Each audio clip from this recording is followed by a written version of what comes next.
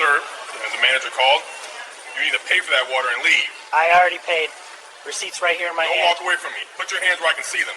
I'm holding groceries. I'm trying to show you the receipt. Okay, you know what? You are under arrest. Drop the bags. Now! What? Wait. Sir, I need you to step out of the vehicle. The voice was flat, mechanical, trained to sound neutral but soaked in impatience. Master Sergeant Adrian Cole didn't move. His hands stayed on the wheel, visible, calm. The kind of calm that comes from years of discipline, not fear. I showed you the receipt. I don't care about a receipt. Step out. Now. The officer's hand drifted toward his belt. Not aggressive. Just ready. The kind of readiness that changes a conversation into something else entirely. Adrian's voice dropped lower, quieter. You're detaining me without articulable facts. You understand that's a Fourth Amendment violation? The officer's jaw tightened. His eyes narrowed. I don't care who you think you are. You people always have an excuse. Now step out or I'll remove you myself. Adrian exhaled slowly. His fingers tapped once against the steering wheel. Not nervous. Deliberate. You're going to want to call your supervisor. The officer leaned in closer, his shadow cutting across the window. Keep talking and see what happens. Adrian said nothing. He just looked at him. Not with anger. Not with fear. With something worse. Certainty. The kind of certainty that sits in your chest like a stone when you know, absolutely know, that the next 5 minutes are going to ruin someone's life. And it won't be yours. It was a Tuesday afternoon in late September, outside a mid-tier shopping plaza in Fayetteville, North Carolina. The sun sat low and orange, casting long shadows across the parking lot. The air smelled like asphalt baking in leftover summer heat and the faint tang of fast food grease drifting from a nearby drive-thru. Officer Darren Hickson had been with the Fayetteville Police Department for 8 years. Not a rookie, not a veteran. Somewhere in the middle, the kind of cop who'd settled into patterns. He knew the routes. He knew the stops. He knew how to spot what he called inconsistencies. His record wasn't clean, but it wasn't flagged either. 3 formal complaints in 6 years. All dismissed. All involved black motorists. All involved stops that started with something small. Broken taillight, failure to signal, suspicious behavior, and escalated into searches, detentions, raised voices. The department had noted it. Quietly, the way institutions note things they don't want to act on. Hickson wasn't worried. He had a badge, a union, and a system that bent toward him by default. On this particular afternoon, he was parked near the plaza's west exit, eyes scanning the lot. He watched cars come and go, watched people load groceries, push carts, check their phones. Then he saw the Dodge Charger, black, tinted windows, sitting near the Best Buy entrance. Nothing illegal, nothing unusual. But Hickson's instincts, his instincts, told him something was off. He ran the plates. Clean. Registered. No warrants. He watched the driver. A black man in his 40s, athletic build, short hair. The man walked into the store, came back out 12 minutes later carrying a small bag. He got into the car, placed the bag on the passenger seat, and started the engine. Hickson pulled forward. No probable cause. No traffic violation. Just a feeling. The Charger rolled toward the exit. Hickson followed. The driver used his signal, merged smoothly, stayed under the speed limit. Hickson flipped on his lights anyway. The Charger pulled over immediately. No hesitation. No evasion. Hickson approached the driver's side window, his hand resting on his holster. Not drawing. Just there. The window rolled down. License and registration. The driver, Adrian Cole, reached slowly into the glove compartment, pulled out his documents, and handed them over. His movements were precise, controlled, the kind of control that comes from muscle memory, not panic. Why did you pull me over, officer? Hickson glanced at the license, then at Adrian, then back at the license. Routine check. You were parked in that lot for a while. I was shopping. What did you buy? Adrian gestured to the bag on the passenger seat. Headphones. I have the receipt. Hickson's eyes flicked to the bag, then back to Adrian. Step out of the vehicle. And that's where it started. Not with a crime, not with evidence, with a decision. What happens when the person you underestimate knows more about the law than you do? Adrian Cole wasn't supposed to be in Fayetteville that day. He was stationed at Fort Bragg, one of the largest military installations in the world, where he served as a Master Sergeant in the U.S. Air Force. 22 years of service, 2 deployments, a spotless record. He trained junior airmen on logistics operations, managed supply chains under pressure, and held a security clearance that required quarterly reviews. He wasn't flashy, didn't need to be. His authority came from competence, not volume. Off-duty, Adrian was quieter. He lived alone in a small townhouse 15 minutes from base. He ran every morning at 0530. He read legal blogs and Supreme Court rulings on Fourth Amendment law, not because he had to, but because he believed knowledge was the only reliable defense against systems that didn't always see him as equal. He'd been stopped before, twice in Virginia, once in Georgia. Each time, he'd kept his hands visible, answered politely, and left with a warning for violations he hadn't committed. Each time, he'd documented everything. On this particular day, Adrian had taken a rare afternoon off. He needed new headphones. His old pair had finally died after 3 years of heavy use. He drove to the Best Buy in Fayetteville, parked, walked in, and made his purchase. Total time inside, 12 minutes. He paid with his credit card, took the receipt, and left. He didn't notice the patrol car watching him. When Officer Hickson's lights flashed behind him, Adrian's first thought wasn't fear. It was procedure. Stay calm. Hands visible. Comply where lawful. Document everything. He pulled over immediately, turned off the engine, rolled down the window, and placed both hands on the steering wheel. When Hickson asked for his license and registration, Adrian handed them over without argument. When Hickson asked why he'd been parked in the lot, Adrian answered clearly, "I was shopping." When Hickson asked what he'd bought, Adrian pointed to the bag and offered the receipt. That should have been the end of it. But Hickson didn't look at the receipt. He looked at Adrian. And Adrian could see it, the decision forming behind the officer's eyes. Not based on evidence. Not based on behavior. Based on assumption. Step out of the vehicle. Adrian's hands didn't move from the wheel. Am I being detained? Or am I free to go? Hickson's expression hardened. You're being detained. Step out. On what basis? Suspicion of theft. Adrian blinked once. Slowly. I have the receipt. It's in the bag. You can verify the purchase right now. Hickson shook his head. I don't need to verify anything. Step out or I'll remove you. Adrian's voice stayed level. Surgical. Officer, I've committed no crime. I've violated no traffic law. You have no articulable facts to justify this detention. If you proceed, you're conducting an unlawful seizure under the Fourth Amendment. Hickson's face flushed. I don't care about your legal talk. You people always have an excuse. You people.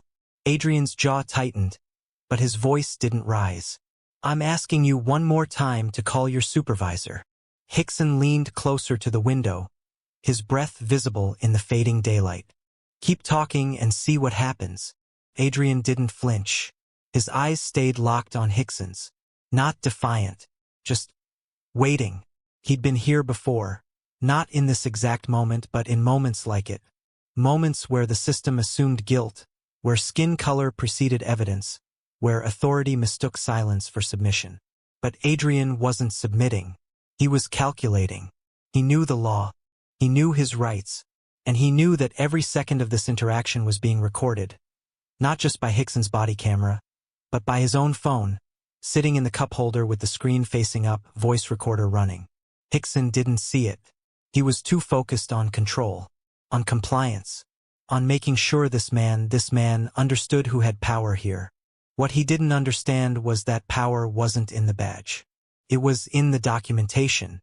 And Adrian had been documenting everything since the moment those lights turned on. If this could happen to a Master Sergeant with 22 years of service, what happens to everyone else? Adrian stepped out of the vehicle. Not because he wanted to, because the alternative was physical removal, and he knew what that looked like on camera. He knew how departments spun resistance, how failure to comply became justification for anything that followed. So he complied. His boots touched asphalt. The air was cooler now, the sun slipping behind the tree line. The parking lot had thinned out. Fewer witnesses, fewer cars. Just Adrian, Officer Hickson, and the hum of distant traffic on Bragg Boulevard. Hickson positioned himself close. Too close. The kind of proximity designed to intimidate, to make someone step back, flinch, or react. Adrian didn't move. Turn around. Hands on the vehicle. Adrian placed his palms flat against the warm metal of the Charger's roof. The surface still held the day's heat, radiating up through his skin. His fingers spread wide, steady. He could feel the texture of the paint under his fingertips. Smooth, slightly dusty from the road. Hickson patted him down. Rough, aggressive. Hands moving over Adrian's sides, his waist, his pockets. Not the careful, professional search of someone looking for weapons. The performative kind. The kind meant to humiliate. Adrian stared straight ahead at the Best Buy sign glowing faintly in the dusk. His jaw was tight, but his breathing stayed even. "What's in the bag?" Hickson asked, stepping back. "Headphones. I told you. The receipt is inside." Hickson reached into the car, grabbed the bag, and dumped its contents onto the hood. A pair of Sony wireless headphones in their factory-sealed box clattered out, along with a crumpled receipt. Hickson picked up the receipt, glanced at it, barely. This could be anyone's. Adrian turned his head slightly, just enough to make eye contact. "It's time-stamped. 32 minutes ago. My name is on the credit card transaction." Hickson tossed the receipt back onto the hood. "Credit cards get stolen every day. Then run my card. Call the store.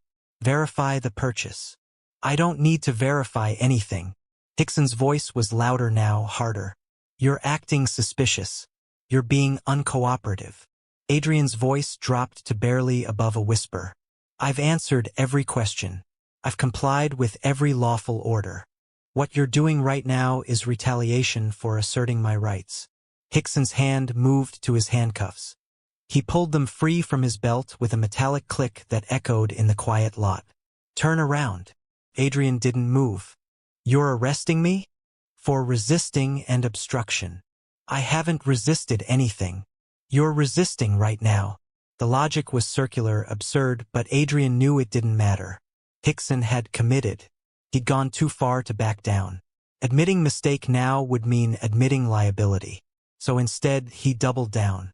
Adrian turned slowly. Hickson grabbed his wrist, hard, fingers digging into tendon, and wrenched it behind his back. The cold steel of the cuffs bit into Adrian's skin, tighter than necessary. The metal was sharp-edged, unyielding. Adrian felt the pressure build in his wrists, circulation slowing. The second cuff snapped shut.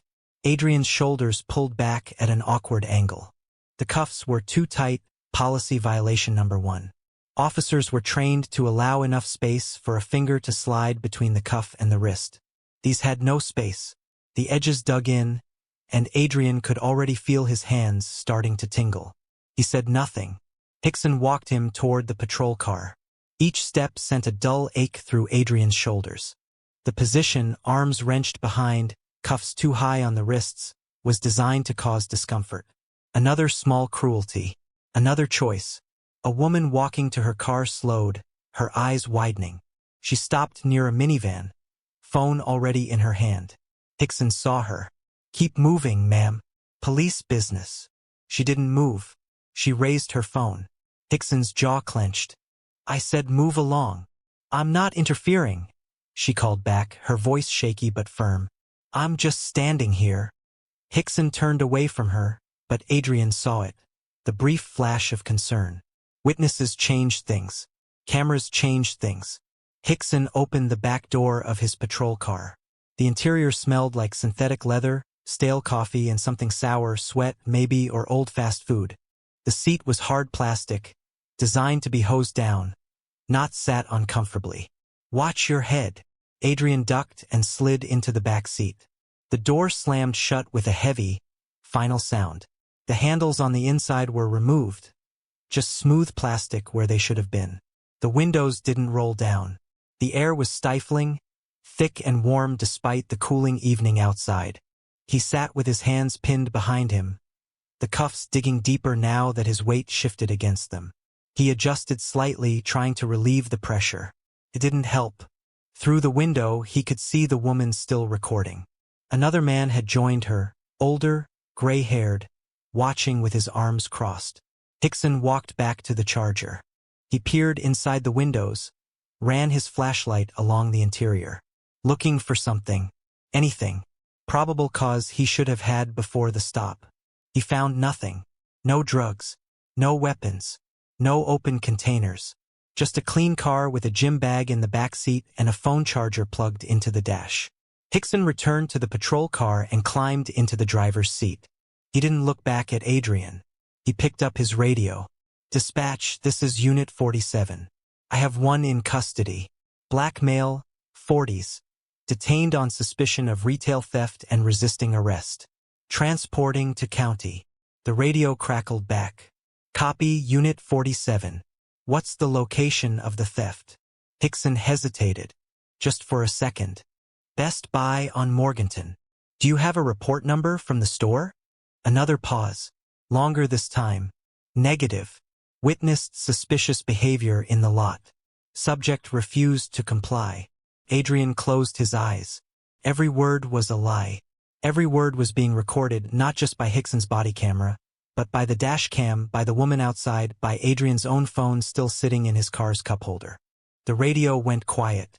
Hickson started the engine. As they pulled out of the parking lot, Adrian caught one last glimpse of the woman with her phone. She was still recording, her face lit by the screen's glow. The ride to the county jail took 14 minutes. Hickson didn't speak, didn't ask questions, didn't explain. The silence was thick, oppressive. The only sounds were the engine's hum, the occasional crackle of the radio, and the faint jingle of the cuffs every time Adrian shifted to keep blood flowing to his hands. The jail sat on the east side of the county. A low, gray concrete building surrounded by chain-link fencing and harsh fluorescent lights that made everything look washed out and cold. Hickson pulled into the intake bay, a covered garage area that smelled like diesel exhaust and industrial cleaner. He opened the back door. "Let's go." Adrian stepped out carefully, his legs stiff from the cramped position. Hickson didn't remove the cuffs. He walked Adrian through a reinforced steel door into the intake processing area. Inside, the lights were even harsher, bright white, buzzing faintly. The floors were polished concrete, spotted with scuff marks. The walls were cinder block, painted an institutional beige that had yellowed over time. A deputy sat behind a plexiglass window, barely looking up. Hickson approached. "One for booking. Retail theft. Resisting arrest." The deputy finally glanced over. His eyes moved to Adrian, taking in the military posture, the calm expression, the too tight cuffs cutting into his wrists. "He say anything?" "Plenty," Hickson muttered. "Thinks he's a lawyer." The deputy's mouth twitched. Not quite a smile. "They all do." Adrian stood silently. His wrists throbbed. His shoulders ached. But his mind was clear, because he knew exactly what came next. And Hickson didn't. How many violations does it take before the system can't ignore it anymore? What happens when every word, every action, every choice is caught on camera? The intake officer was a veteran named Sergeant Mallory. 30 years on the job. He'd processed thousands of arrests. Drunks, thieves, addicts, fighters. He'd seen everything. Or so he thought. He took Adrian's information with the mechanical efficiency of someone who'd done this 10,000 times. Name, age, address. Occupation. United States Air Force. Master Sergeant. The pen stopped. Mallory looked up. His eyes narrowed slightly, reassessing. Active duty? Yes. Fort Bragg. Mallory's gaze shifted to Hickson, who was leaning against the wall, scrolling through his phone. He tell you that? Hickson didn't look up. He told me a lot of things. Mallory frowned.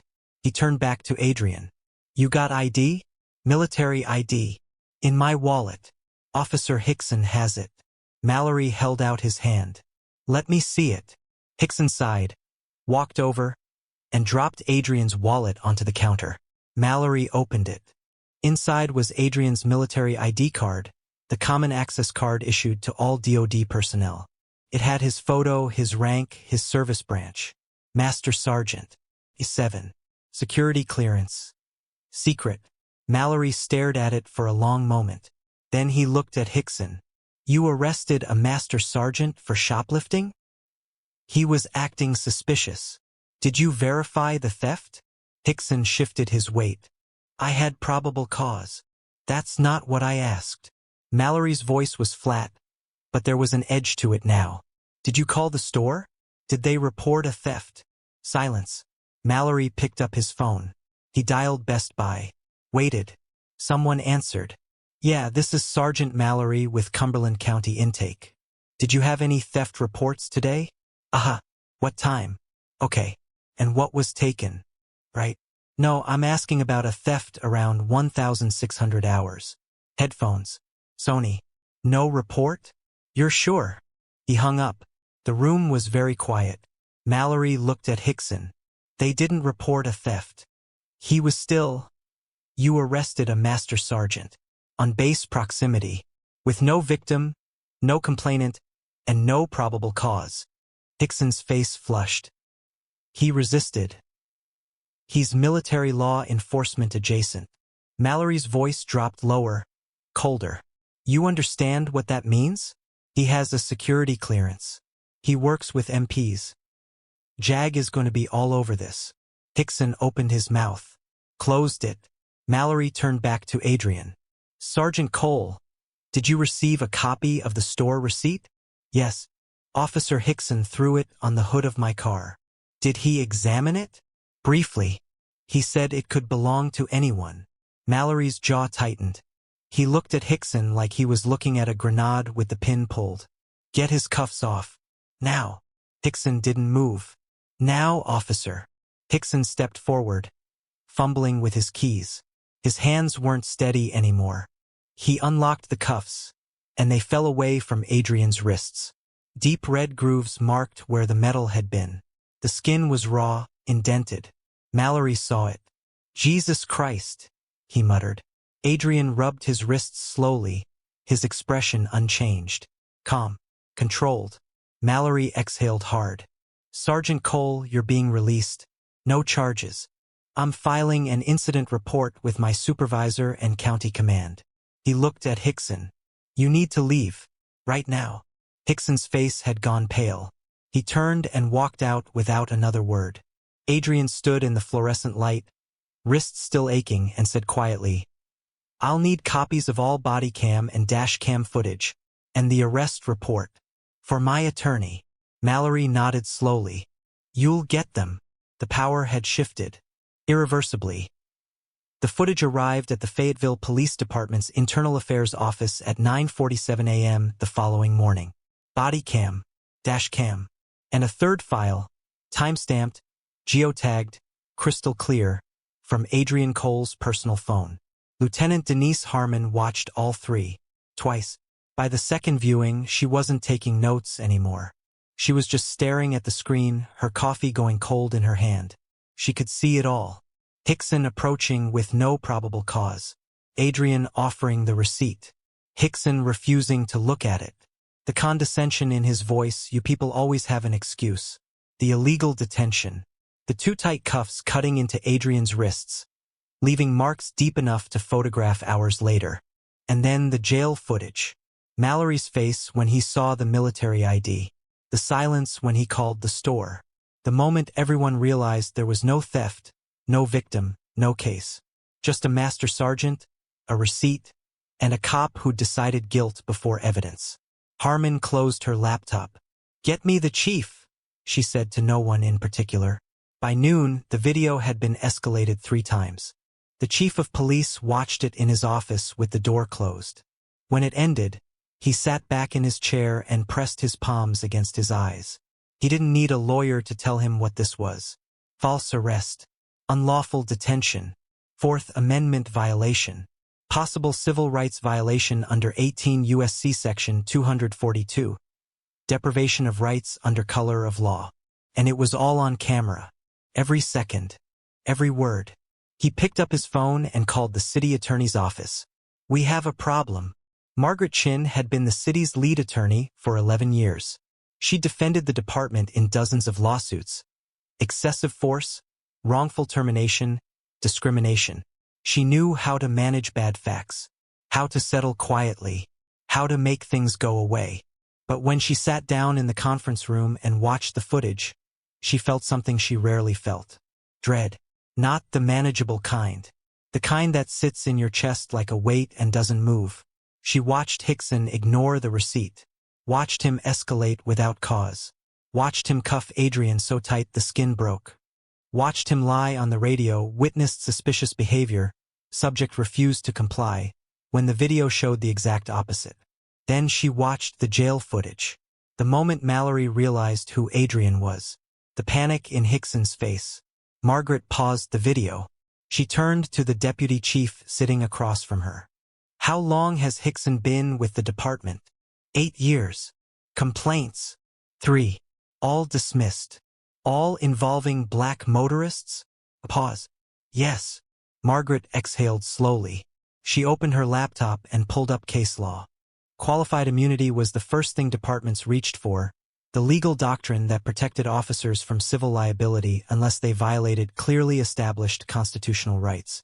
But this wasn't ambiguous. The Fourth Amendment was clear. No seizure without reasonable suspicion. Hickson had none. He'd admitted as much on his own radio transmission, witnessed suspicious behavior, which wasn't a crime. The receipt proved no theft occurred. The body cam proved Adrian never resisted. Qualified immunity wouldn't apply here. Couldn't. Margaret pulled up her notes from a similar case 2 years prior. A wrongful arrest in Georgia. Black plaintiff, white officer, video evidence. The city tried to fight it. Settlement, $485,000. She clicked to another case. North Carolina. Unlawful detention, false arrest, excessive cuff usage causing injury. Settlement, $520,000. She ran the numbers in her head. Adrian wasn't just a civilian. He was military.